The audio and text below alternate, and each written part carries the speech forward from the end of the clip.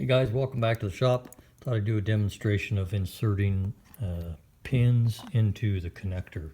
So here I've got standard density. This happens to be a female on 22 gauge wire.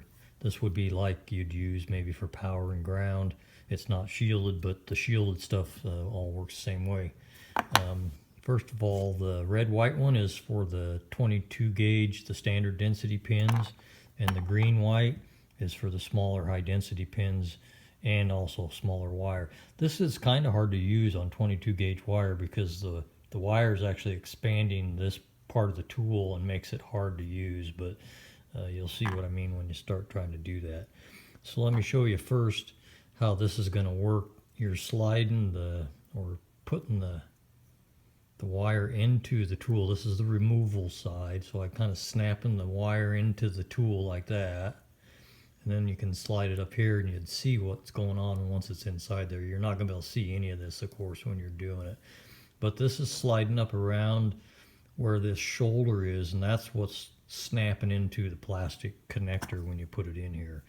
So you're sliding that up around it, and then you can pull both of them out of the hole and remove the pin.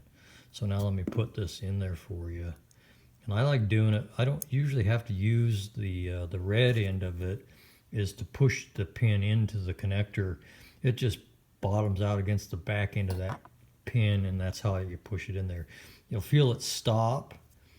It's hitting the retainer or whatever the physics or the mechanics of that is. I don't know, but there's some sort of a flexible or a spring-loaded affair going on in there. So I've gotten past that first part of it. Then I push a little bit further, it bottoms out again. It's still not locked in there. And then I got to push a little bit harder and you'll feel it snap in there. And I think this is a generic connector. Some of the Garmin connectors are a little bit easier to do that, but they function the same way. So now it's snapped in there and I can tug on it and it won't come out. To get it out of there, just like we did a little bit ago, you snap the wire down into the tool. Then I kind of slide it up along there. Then you have to get it up against the back of the connector where the hole is, and then I have to squeeze the two halves of that together to get it to go into the connector, and then I just push it up there a little bit further. I felt it go up around the pin, and I'm going to pinch the wire and the tool and pull on them together and it'll come out. That's all there is to that. We'll see you next time.